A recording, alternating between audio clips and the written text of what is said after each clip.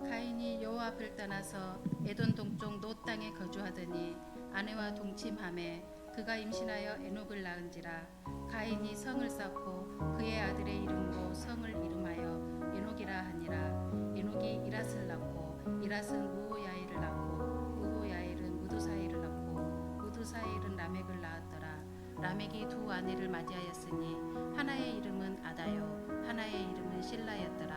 아다는 야발을 낳았으니 그는 장막에 거주하며 가축을 치는 자의 조상이 되었고 그의 아우의 이름은 유발이니 그는 수금과 퉁소를 잡는 모든 자의 조상이 되었으며 실라는 두발가인을 낳았으니 그는 구리와 새로 여러 가지 기구를 만드는 자요 두발가인의 노인은 나아마였더라. 라멕이 아내들에게 이르되 아다와 실라여 내 목소리를 들으라. 라멕의 아내들이여 내 말을 들으라. 나의 상처로 말미암아 내가 사람을 죽였고 나의 상함으로 말미암아 소년을 죽였도다. 가인을 위하여는 벌이 7배일진데 라멕을 위하여는 벌이 77배이리로다 하였더라. 아담이 다시 자기 아내와 동침하매 그가 아들을 낳아 그의 이름을 셋이라 하였으니 이는 하나님이 내게 가인이 죽인 아벨 대신에 다른 씨를 주셨다 함이며 셋도 아들을 낳고 그의 이름을 에노스라 하였으며 그때의 사람들이 비로소 여호와의 이름을 불렀더라. 아멘. 아담과 하와의 자녀들인 가인과 아벨이 각각 자신의 삶에 걸맞는 예물을 드려서 하나님께 제사를 드렸습니다. 그러나 하나님께서 아벨과 아벨이 드린 제물은 받으셨는데 그 형인 가인과 가인이 드린 제물을 받지 않으십니다. 그것 때문에 가인이 마음에 분이 몹시 차올라서 그거를 절제하지 못해서 시기심과 질투심에 눈이 멀어 동생 아벨을 들로 데리고 나가서 쳐서 죽이는 첫 번째 살인사건이 창세기에 기록이 됩니다. 그로 인해 가인이 하나님께 벌을 받게 되지요. 어떤 벌을 받게 되느냐? 가인은 농사하는 땅에서 소출을 얻을 수 있는 농사꾼인데 땅의 소산으로 생계를 책임지던 농사꾼인에게 더 이상 땅에서 소산을 얻을 수 없게 만드는 벌을 받았습니다. 밭을 갈아도 그 효력을 얻지 못하게 된다는 얘기죠. 그러면 농사꾼이 땅에서 소출을 얻지 못하면 어떤 삶을 살아야 되겠습니까? 떠돌아다니는 유랑의 삶을 살아야 됩니다. 그럼에도 가인이 하나님께 탄원을 합니다. 하나님, 그렇게 떠도는 삶을 살다 보면 제가 다른 사람들을 만나게 될 것인데 내가 살인자인데 저 사람들에게 내가 죽임당하면 어떻게 하겠습니까? 이 벌은 나한테 너무나 무거운 벌입니다. 이건 가당치 않습니다. 라고 탄원을 합니다. 참 뻔뻔하지 않습니까? 자기가 동생을 쳐 죽인 그 일에 대해서는 이런 반구하지 않고 이제 자신이 앞으로 당할 일들에 대해서 이건 너무하다라 이야기하는 모습, 참 너무합니다. 그런데 놀라운 것은 하나님께서 이 살인자 가인의 탄원을 무시하지 않으셨다는 겁니다. 하나님은 살인자 가인을 그 누구도 함부로 죽이지 못하도록 표를 주어서 그의 생명을 보존케 하십니다. 하나님은 공의로우신 하나님이신데 반드시 그 하신 약속을 지키셔야 될 하나님이신데 왜 동생을 죽인 이 살인자를 가만히 두셨을까? 아니, 가만히 두신 게 아니라 왜 표를 주어서 다른 사람들이 가인을 함부로 하지 못하도록 보호하셨을까요? 우리는 그 답을 이미 지난주 말씀을 통해 들어서 압니다. 그 완악하고 뻔뻔한 가인이 바로 나이기 때문에 그렇습니다. 오늘 죄인인 나를 다시금 기회를 주시고 회복시키셔서 은혜를 베푸시기 위한 그렇게 가인에게 표를 주신 것처럼 오늘의 우리가 바로 그 가인의 모습임을 알게 하시고자, 그래서 가인에게 은혜를 베푸셨다는 것은 바로 이 자리에 있는 오늘의 우리에게 은혜를 베푸셨음을 깨달을 수 있는 은혜가 주어지기를 주님의 이름으로 축복합니다. 우리는 세상의 불의를 보면서 분노합니다. 손가락질합니다. 그런데 다들 아시죠? 우리 안에도 이미 내 뜻대로 되지 않으면 이웃을 멸시하고 미워하는 가인의 피가 우리 안에 흐르고 있습니다. 내 잘못은 보지 못하고 상황과 환경을 탓하며 내 죄가 너무나 크다, 이건 아니다, 내가 아무리 잘못했어도 이건 아니지 않느냐 따지는 자들이 우리고 하나님 앞에 징징거리는 영적인 가인이 바로 오늘의 나입니다. 하나님께서 그런 우리를 그럼에도 불구하고 끝까지 사랑하셔서 그 즉시 심판하지 않으시고 믿음이라는 생명의 표, 은혜의 표를 주시며 우리에게 대해 여전히 오래 참고 계십니다. 여전히 기다리고 계십니다. 우리는 그 기다림의 삶을 오늘 살아가고 하나님 앞에 나오게 된 겁니다. 자, 그렇다면 그렇게 우리도 기회를 얻었고 시간을 얻었고 생명을 얻었다면, 여전히 움직일 수 있는 힘과 능력이 내게 주어져 있다면, 유지되고 있다면 우리는 앞으로 어떤 길을 걸어가야 할까? 오늘 본문은 우리에게 그 길을 두 가지로 제시를 해줍니다. 우리 모두 말씀을 깨달은 그 은혜로 말미암아 그 두 가지 제시된 길을 걸음으로써 하나님과의 관계를 회복하고 그 안에서 아버지께서 준비하시는 은혜와 평강을 누리기를 주님의 이름으로 축복합니다. 16절 말씀을 보시면 가인은 여호와 앞을 떠나서 어디에 거주했다라고 기록합니까? 놋 땅, 동쪽 놋 땅에 거주하였더니. 근데 여러분, 가인이 하나님께 어떤 징벌을 받았습니까? 땅에서의 소출을 얻지 못하면 너는 어떤 삶을 살리라? 유리하는 삶을 살리라, 떠도는 삶을 살리라 하였습니다. 그러면 그 벌을 받은 가인은 어떤 삶을 살아야 마땅합니까? 떠도는 삶을 살아야 마땅합니다. 그런데 가인은 여전히 하나님의 말씀에 그 징계로부터 벗어납니다. 계속해서 빗나가는 삶을 삽니다. 유리하는 삶을 살아고 했으면 유리하는 삶을 살아가면 되는데 지금 가인은 어떻게 합니까? 놋 땅에 정착을 했다라는 얘기입니다. 그리고 그곳에서 아들을 낳고 성을 쌓는데 그 성의 이름을, 그의 아들의 이름을 따서 에녹성이라고 부르죠. 일반적으로 성을 왜 쌓습니까? 외부의 침입, 침략, 위협으로부터 내 것을 보호하기 위해 성을 쌓는 겁니다. 가인에게는 여전히 하나님보다 내 것, 내 자신이 더 중요하다라는 모습을 여기서 보게 되는 겁니다. 가인은 이제 내가 내 힘으로 내 것을 지켜야겠다라고 생각을 해서 성을 쌓기 시작하는 거죠. 만약 하나님께 징계를 받고 하나님께 혼이 났으면 내가 이제부터라도 하나님 말씀에 더 순종하며 살아야지 라고 결단을 했더라면 성 쌓을 일이 뭐입니까? 정착할 일도 없습니다. 떠도는 삶을 살았겠죠. 그러나 가인은 계속해서 빗나갑니다. 이 빗나감이 곧 죄입니다. 계속해서 어긋난 삶, 하나님은 막지 않으셨습니다. 가인에게 자유의지를 주셨기 때문에 가인이 하자는 대로 하나님은 맡겨주셨습니다. 계속해서 하나님은 기회를 주십니다. 그 생명을 유지케 하시죠. 그리고 그렇게 불순종한 삶을 살기 시작한 가인과 그의 후손들은 세상적으로 엄청난 문명의 발전을 이루게 되고 있죠. 가인이 에녹을 낳고 에녹이 이랏을 낳고 이랏이 무야엘을, 무야엘이 무드사엘을 낳고 무드사엘이 라멕을 낳게 되는데, 이 오대손 때에, 이 라멕 때에 라멕이 두 아내를 얻어 세 명의 자녀를 낳게 됩니다. 그 자녀의 이름이 야발과 유발과 그 다음에 두발가인이라고 나오죠. 그런데 이들이 어떤 조상이라고 성경이 말하고 있습니까? 야발은 목축업의 조상이 되어서 육식의 풍요를 누리게 되고, 그리고 유발은 음악과 예술의 조상이 되어서 노래와 춤이 끊이지 않으며, 두발가인은 그 풍요와 기쁨을 다른 사람들에게 빼앗기지 않고 지킬 수 있도록 무기 제조업의 조상이 되어서 강력한 힘을 가지게 되었다라는 얘기입니다. 세상의 눈으로 보면 이처럼 화려하고 성공한 가문이 있겠습니까? 먹을 것이 많습니다. 재산이 많습니다. 그 재산으로 기뻐서 노래하고 춤을 추며 유흥을 즐깁니다. 그리고 그 가지고 있는 재산을 빼앗기지 않는 무서운 무기도 가지고 있습니다. 그러나 하나님 없이 이루어지는 풍요로움이 어떤 것인지 가인의 오대손인 라멕의 고백에서 우리는 찾을 수 있습니다. 라멕이 그 아내를 앉혀놓고 노래를 부르는데 그 노래의 가사말이 무엇이냐? 23절 24절에 나와 있죠. 쉬운 성경 버전으로 제가 기록해놨습니다. 우리 함께 읽어보죠. 시작.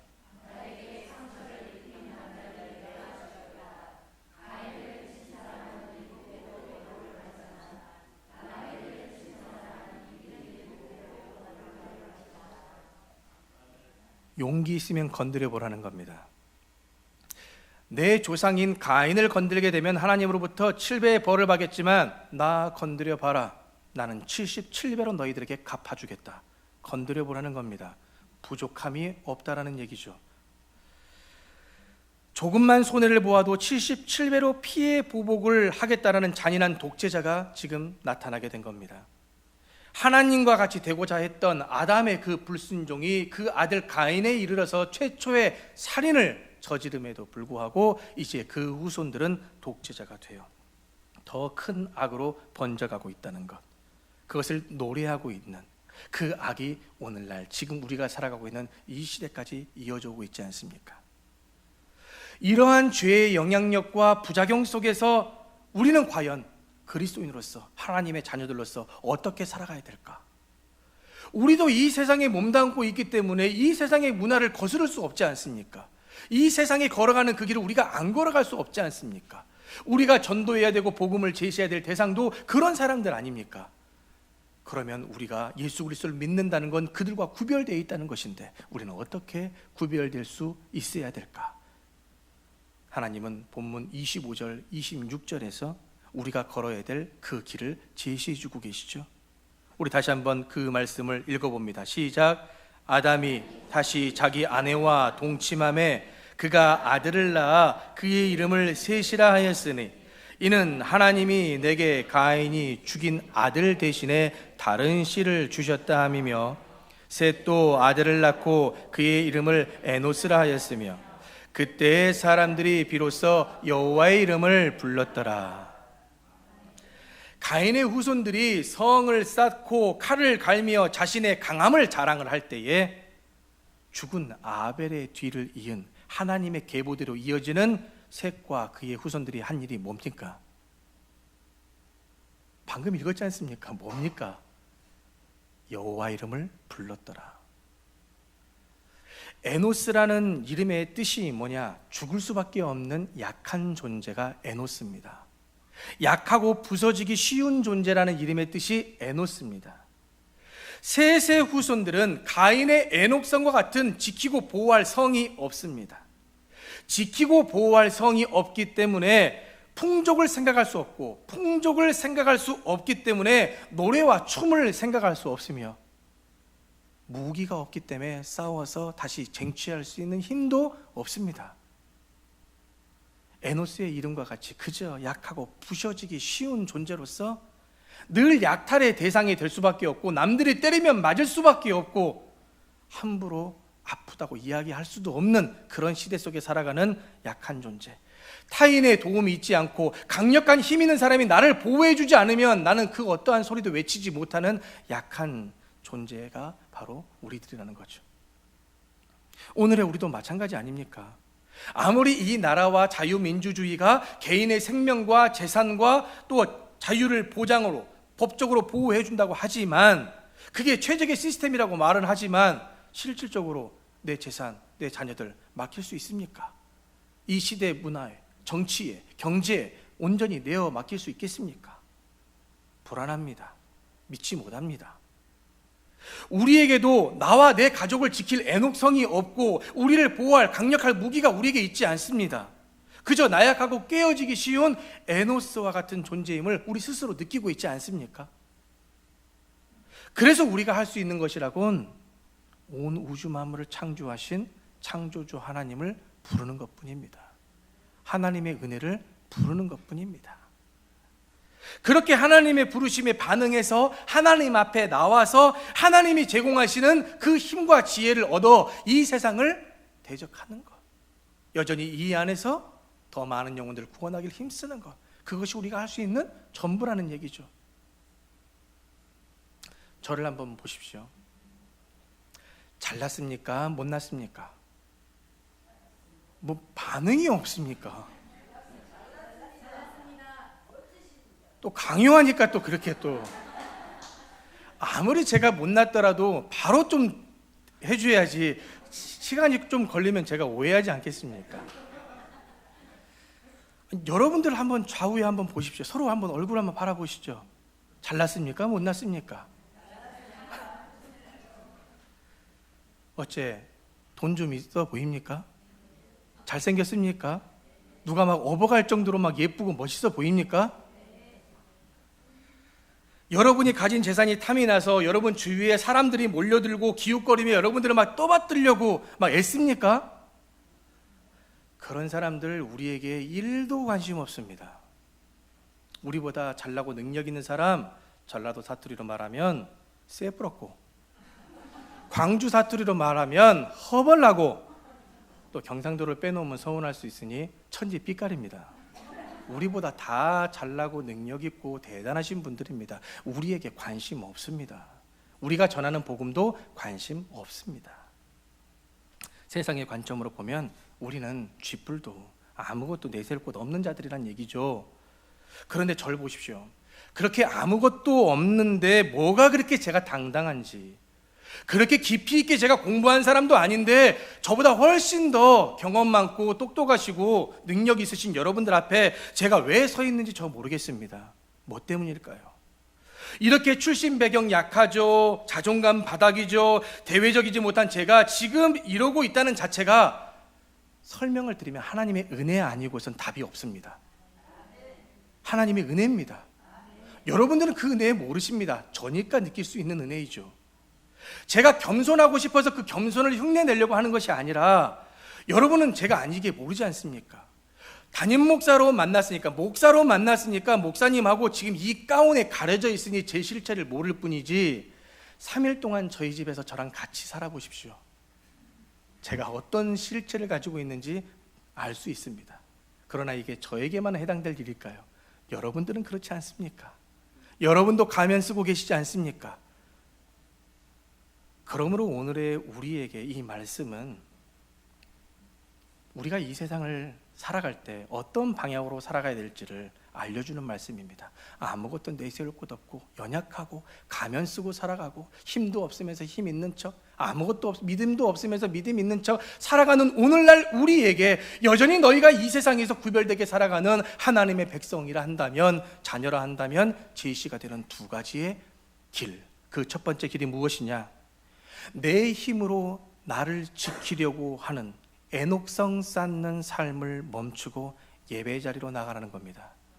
따라해 봅시다. 예배 자리로 나가라. 애녹성 쌓는 삶을 멈추라. 애녹성 성을 쌓는 삶이 뭘까? 여전히 돈으로, 여전히 지식으로, 여전히 인간의 관계로 내가 이 세상을 살아가려고 하는 그 일들을 멈추시라는 얘기입니다. 그 일을 하기에 앞서 하나님 앞으로 나가라는 얘기죠. 우리가 진정 하나님을 믿는다면, 하나님을 나의 구주, 나의 하나님으로 믿는다면 우리는 세상의 방식이 아니라 하나님의 방식으로 살아가야 될 줄로 믿습니다. 세상은 우리에게 끊임없이 외칩니다. 가인의 후손들처럼 살지 않으면 너희들 뒤처질 거야. 더 높은 성벽을 쌓아야 돼. 더 높은 스펙을 쌓아야 되고, 더 많은 돈을 가지고 있어야 되고, 권력을 가지고 있어야 돼. 그런 날카로운 무기를 가지고 있지 않으면 너희들 걔네로부터 모든 걸 다 뺏길 거야. 지키지 못할 거야. 그러니 가져야 돼. 이렇게 우리를 세뇌시키죠. 그러나 세상이 쌓은 성벽은 완전하지 못합니다. 영원하지 못합니다. 불안합니다. 내일 일을 예측할 수 없습니다. 언제 무너질지 모릅니다. 그리고 그 모든 일도 따지고 보면 하나님께서 허락해 주셔야 되는 일입니다. 허락해 주시지 않냐면 세워지지 않습니다. 하나님께서 우리가 세상에 하나님의 자녀들인데 세상의 방식으로 살아가는 걸 하나님께서 원하실까요? 원하시지 않습니다. 그래서 막으시는, 높은 산을 오르는 전문 산악인들이 말하기를 히말라야 같은 고산을 등반할 때 가장 고심하는 것, 가장 주의해야 될 것이 뭔지 아십니까? 체력이나 고가의 장비가 아닙니다. 자만심입니다. 초보자들은 산을 오를 때 자기 힘과 고가의 장비들을 착용을 하고 자신 있게 속도를 내지만 머지않아 결국 고산병에 걸려 쓰러지고 죽임을 당하는 산악인들도 있죠. 그러나 베테랑 산악인들은 어떻게 하느냐? 고산지대에 들어서는 순간 가장 먼저 하는 일이 자기의 숨을 죽이고 몸을 낮추는 것입니다. 희박한 공기 앞에서는 인간이 얼마나 무력한 존재인지를 알기 때문에 인정하는 겁니다. 한 걸음 걷고 쉽니다. 또 한 걸음 걷고 깊이 숨을 들이쉽니다. 신이 허락하는 만큼만, 그 산이 허락하는 만큼만 나아가겠다는 얘기죠. 내 힘으로 산을 정복하겠다라는 그 손을 내려놓을 때에 정상을 탈환할 수 있다는 얘기입니다. 비로소 자연이 주는 산소를 온전히 받아들여야만 정상에 오를 수 있다는 얘기죠. 욕심으로, 내 힘으로 안 된다는 얘기입니다. 날씨가, 그리고 산이, 그 환경이 허락해줘야 되는 얘기죠. 그러니 우리는 내 힘으로 내 인생을, 내 자녀들을 보장하려는, 지키려는 그런 내 손을 내려놓을 수 있어야 됩니다. 있는 모습 그대로의 연약함을 고백하면서 하나님께서 도우시고 은혜 베풀어 주시기를 구할 수 있는 그 예배 자리로 나갈 수 있는 저와 여러분이 되시길 주님의 이름으로 축복합니다. 두 번째, 보복의 삶이 아니라 용서의 삶으로 그 길을 걸어야 합니다. 참 어려운 말씀입니다. 우리가 사는 세상은 나에게 조금만 상처를 주어도 7배로, 아니 77배로 갚아주어야 속이 시원하다고 말하는 람에게 문화입니다. 람에게 세상입니다. 그렇지 않습니까? 누가 나를 조금만 오해해도, 조금만 내 이름의 명예에 실추를 시키는 발언을 해도 우리는 당장 가서 보복해 주지요. 그러나 예수 안에서 구원받은 우리, 그들과는 다르게 살아야 될 거 아닙니까? 그런 우리가 할 수 있는 것은 뭐냐? 그들 더 이상의 피 흘림을 멈추고 그 보복의 악순환을 우리가 끊어낼 수 있어야 됩니다. 연산군 다들 아시죠? 어린 시절 어머니 패비윤 씨가 사약을 받고 비참하게 죽었다는 사실을 알게 되자 마음에 복수를 꿈꿉니다. 그렇게 1504년 연산군이 어머니의 죽음에 관련 있는 모든 사람들을 다 찾아내서 피해 복수를 시작하게 되는데, 그것을 갑자사화라고 하죠. 선비들이 화를, 재앙을 당했다, 갑자년에 이루어졌다고 해서 갑자사화를 하는데, 그의 복수는 단순히 그 당사자들만 처벌하는 데 그치지 않고 람에게 고백처럼 77배, 수십 배의 잔인함으로 표출을 하게 됩니다. 이미 세상에 없는 사람, 이미 죽어서 무덤에 묻힌 한 명의 무덤을 파헤쳐서 그의 목을 자르는 부관참시가 이루어졌고, 관련자들의 가족들, 친척들, 제자들까지 다 찾아내어서 연좌제로 묶어서 그들을 잔인하게 처형했으며, 자기 어머니가 살아계셨을 당시 그 어머니를 멸시했던 후궁들을 잡아다가 보자기로 뒤집어 씌워놓고 그 아들들을 부릅니다. 대군들을 불러서 몽둥이로 내려치게 하죠. 자기 어머니를 몽둥이로 내려쳐서 죽게 하는 아주 잔인한 일들을 벌이고, 결국 그 동생들도 전부 다 유배 보내서 죽게 만드는 광기를 보여줬습니다. 조금의 상처도 용납하지 않고 수백 배의 피로 되갚아준 연산군의 끝이 어떻게 되느냐?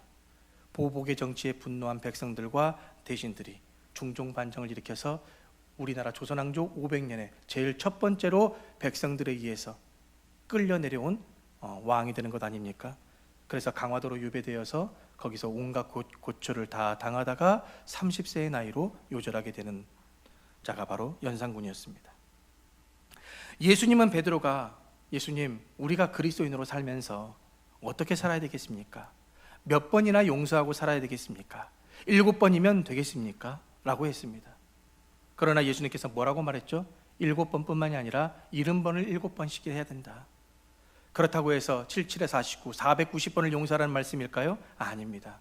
끊임없이 라멕이 외친 77배의 보복을 예수님은 셀 수 없는 용서로 바꾸시라 말한 것입니다. 그러니 우리는 나 같은 죄인을 살리려고 십자가에서 피 흘리신 그 사랑을 기억하며 그 사람과 그의 가정을 위해서, 그리고 나와 내 가정, 내 자녀들을 위해서라도 우리는 복수의 고리를 끊어내고 할 수만 있다면 용서의 길을 걸어가야 한다는 거죠. 이것이 우리가 이 세상에서 믿음을 가지고 구별될 수 있는 삶입니다. 많은 사람들이 우리를 보았을 때 믿는 사람과 믿지 않는 사람들을 어떻게 구별합니까? 주일에 교회를 가느냐 안 가느냐, 표면적으로 그렇게 우리가 구별하고 있지 않습니까? 네, 교회를 가고 안 가고가 중요한 게 아닙니다. 그 교회 가서 하나님께 아버지 앞에 서서 아버지께 내 있는 모습 그대로를 인정하며 아버지의 필요를 우리가 구할 수 있는 것, 그렇게 아버지 하나님과 관계가 회복이 되고 능력이 회복이 되었으면 이제 우리는 세상으로 나아가서 어찌해야 되겠습니까? 여전히 나를 향해 집어삼킬 듯 자기들의 자기중심적으로 살아가는 그들을 다해 우리는 보복이 아니라 용서로 품을 수 있는 자들로 나아가야 되는 거죠. 마무리하려 합니다. 가인의 후손들이 아무리 화려하고 놀라운 성을 쌓고 문명을 건설했다 할지라도 하나님을 찾지 않는 그들의 끝은 결국 스스로를 파멸로 이끌어가고 복수에 복수를 이어가는 복수 열전이 끊이지 않는 이 세상을 만들어 온 겁니다. 세상의 눈으로 보면 에녹성을 쌓은 가인의 가문이 승리한 것 같고 아무것도 가진 것 없이 나약하게 깨어지기 쉬운 에노스의 삶을 살아가는 우리들은 실패한 삶처럼 보일지 모르겠지요. 그러나 하나님의 구원 역사는 강력하고 힘있는 그들을 통해 이루신 게 아니라 지극히 나약하고 연약한 아무것도 할 수 없어서 십자가 앞에 나와 눈물을 흘리고 부르짖는 그들의 연약함을 통해서 약한 자로 말미암아 강하게 하시는 하나님의 뜻이 있는 줄로 믿으시기를 축복합니다. 그렇게 자신의 약함을 인정하고 내려놓았던 에노스, 여호와의 이름을 불렀던 영적 예배자들을 통해 이 세상은 지금까지 유지가 되고 보존이 되고 있음을 기억하시길 바랍니다. 여전히 우리는 연약하고 부족합니다. 내세울 곳 없습니다. 남들과 세상과 비교해서 너무 초라합니다. 그러나 하나님은 우리 안에 있는 그 예수 그리스도에 대한 믿음을 보시고 그런 우리를 포기하지 않고 오늘도 그런 우리를 다시 이 자리로 또 불러주셔서 우리를 회복시키며 하나님의 구원 역사에 동참시켜 주십니다. 그러니 나를 너무 하찮게 여기지 마십시오. 나는 하나님의 구원의 통로입니다. 나는 하나님과 함께 동역하는 하나님의 아들, 딸들입니다. 더 이상 무엇을 더 바라십니까? 더 이상 어떤 큰 복을 더 누리기를 원하시는 겁니까? 그저 하나님께만 붙어 계시기 바랍니다. 하나님께 쓰임 받으시기 바랍니다. 우리는 이 땅에 재물을 쌓고 사는 자들이 아니라 저 하나님께서 약속하신 저 하늘의 영생의 재물을 쌓고 사는 자들 아닙니까? 그러니 눈앞에 보여지는 유혹에 넘어졌다 할지라도 다시금 일어서서 약속의 말씀 붙들고 십자가 앞에 나아갈 수 있는 저와 여러분 되시길 주님의 이름으로 축복합니다. 그렇게 우리가 이 예배의 자리를 통해서 용서의 은혜를 입었고 다시금 힘을 얻었고 그 관계의 은혜를 얻었으면 그 은혜를 은혜롭게 은혜답게 생각하며 다시 삶의 예배로 나아가야죠. 여기서 아하 그렇구나 라고 끝이 아니라 이제는 그 열매를 맺기 위해 삶으로 나아가야 되지 않겠습니까? 다시 그 치열한 전쟁 앞에 나아가서 오늘 얻게 된 이 담대함을 가지고 이 기쁜 소식을 가지고 내 힘과 자랑을 내려놓고 사랑과 용서의 씨앗을 뿌리며 이 세상의 구원의 날을 기도하고 기다리며 기대하는 한 주간의 삶이 되길 주님의 이름으로 축원합니다. 하나님 아버지, 오늘도 어김없이 저희들을 부르시고 회복시키시는 그 은혜에 감사를 드립니다. 말씀을 통해 우리는 그저 깨어지기 쉽고 연약한 에노스와 같은 존재임을 알게 하시며 예수 그리스도를 믿는 자들이 걸어가야 될 길은 세상의 에녹성과 같은 힘과 스펙을 쌓음이 아니라 오직 주님의 은혜를 구하며 겸손한 예배자의 길임을 알게 하셨으니 이제 그 삶을 삶으로 가지고 나아가기를 원합니다. 나에게 상처 준 이들을 향해 칼을 겨누었던 람에게 보복의 삶을 살지 않게 하시고 7번을 70번까지라도 용서하라 하신 예수님의 사랑을 실천하여 세상의 구원을 향한 주님의 그 길을 함께 동행하는 저희 모두가 되게 하여 주옵소서. 예수님의 이름으로 기도하옵나이다. 아멘.